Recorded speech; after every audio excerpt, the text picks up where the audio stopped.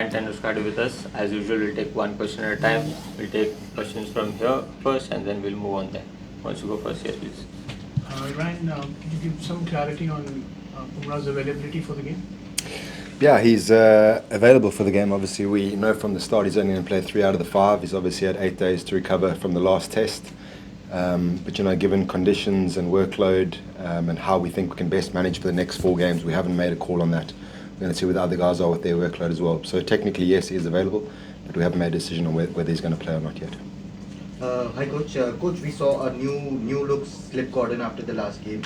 Today at the practice, Nitish and Sai joining the 4th slip and gully position, and Yashasvi having a separate drill along with head coach and yourself. Can you describe what's the plan going on with the slip cordon? Is it because of the last match, or is it the team trying to do something new? Look, I think we always want depth in the catching department. In England, you're always going to have 4 catches at some stage in the game. Yashasvi's been a very good catcher for us. We want to manage his confidence. There's also an argument for the short leg, being a very important position, particularly if we are going to play 2 spinners. And we want to prep more guys in that position. So I think the more versatile we are as a fielding unit, the more guys who can do more jobs. And maybe just to give Yashasvi a break from catching in the gully for a little while. His hands are quite sore. We want to get his confidence back up. Ryan, can you tell about the wicket? You guys have a long chat about it. And the second part of it is that are you surprised, because KL said in the first match press conference that at the very last part of the test match, he think that yes, we are playing in England. Before that, it was, weather-wise quite subcontinent kind of conditions. So can you talk about it? Are you surprised the kind of wickets, the kind of weather here, and the kind of assistance the bowlers are getting from the wicket? I don't think the cleverest people in the world can tell you about the weather in England. It's very, very varied. But obviously the summers can be hot here, and the last 4 or 5 weeks has been incredibly hot.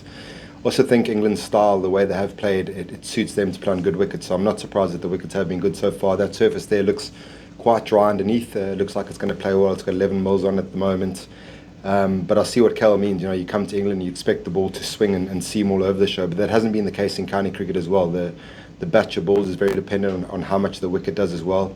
And you look, that Headingley wicket was a very good wicket. They got better and better, and we kind of assuming the same from what we've seen at the first look of this wicket.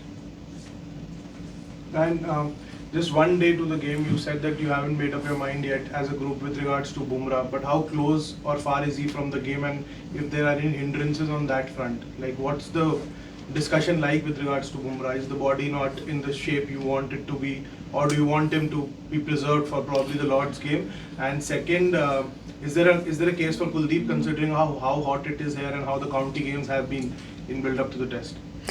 Yeah, so with Bumrah, he is ready to play. So like I said in the very first question, it's how we manage these 4 tests. So if we feel like there's value in playing him in this test, we'll make that call at the very last minute. But I'm talking about whether how the pitch is going to play. Are we better off holding him back for Lords and maybe Manchester or the Oval? So it's all those factors. But you've seen him train yesterday. He trained a little bit today. It's not like he's not fit to play. It's just trying to fit those puzzle pieces to get the most out of him, out of what we know we do have from him. And your question about Kuldeep, we'd love to get him into the team. Playing 2 all-rounders in the last game, we were desperate. It would have been nice to have a spin in the last game. Also, we're trying to make the best assessment of what we see in front of us. So we know we're going to need 3 seamers in this game, and it's just how you manage that 6, 7, 8 role. The guys are going to play that role, and whether we can fit Kuldeep in now or again save him for later in the series, where if the weather stays like this, it should turn somewhere along the line. Brian, you talked about the number 6, 7, 8. That has been a concern in the last test match in both the innings. So considering that, how far is Nitish ready from getting a game now? We've seen he's gone through an intensive net session as well, and he was fielding the slip cordon as well. So how far is he from getting a game now? He's very close to getting a game. Obviously, he was fantastic in Australia, coming into the team and playing the way he did. We just felt on balance for the last game we wanted to go with the bowling all-rounder, which we thought Shodl was slightly ahead on the bowling front. And we're looking at ways of rejigging the puzzle here so we can get a batting all-round in, and obviously Nitish is our premium batting all-round at the moment. So I would say he's a very good chance to play this test. During the net session, we saw a few bowlers holding a half red ball and a half white ball. Can you just tell us something about that, and the logic in this? Yeah, it's not a new contraption. All the ball manufacturers make those balls. When we talk about detoxing the bowlers, just getting the very basics right, and that's the easiest way to give you an indication. You know, guys have come out of a long IPL season, and the filthy habits of that cricket. We don't want that creeping into red ball cricket, into Test cricket.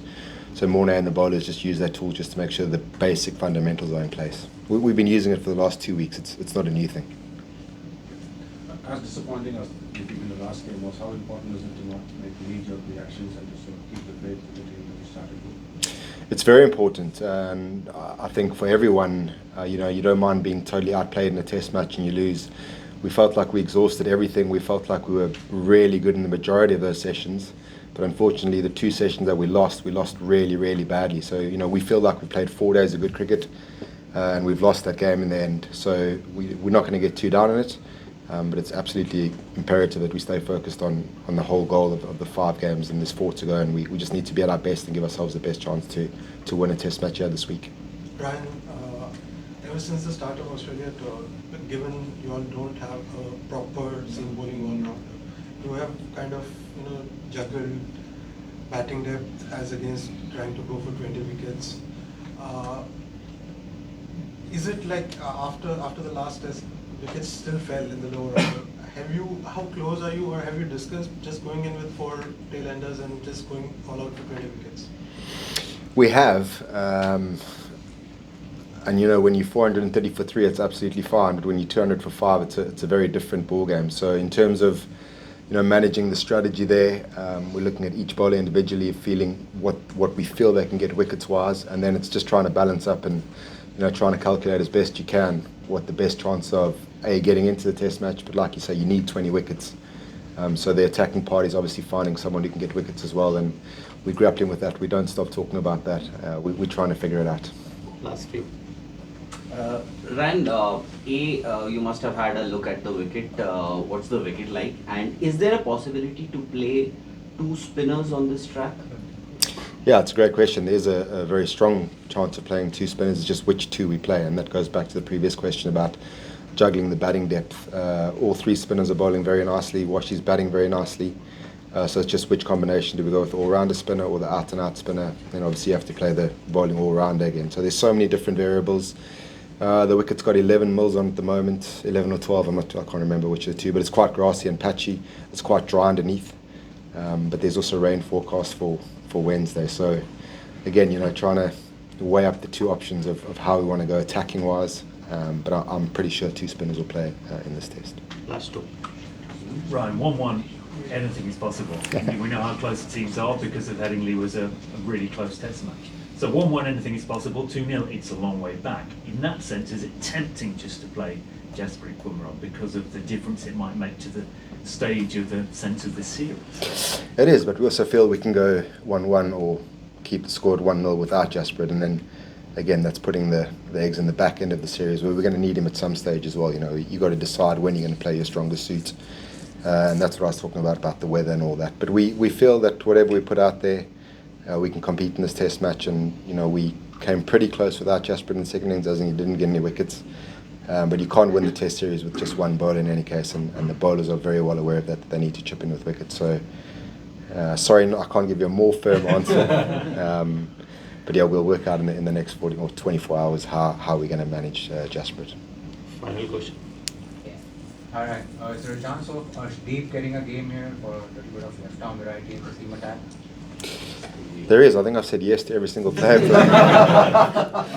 There is. Again, going back to the spin combination, if we are going to go 2 spinners, Arshdeep obviously provides a little bit more control, and you've got a left armer running in over the wickets. If we do want to put our eggs in that basket. I don't know if you saw the seamers, they all had a good trot out today. We feel that they're all there and thereabout, and they're all eligible for selection. So again, looking over the 5 series, how we're going to manage the 5 seamers that we do have, the out-and-out seamers. But Arshdeep is definitely in the selection mix for this test. Thank you. Thank you.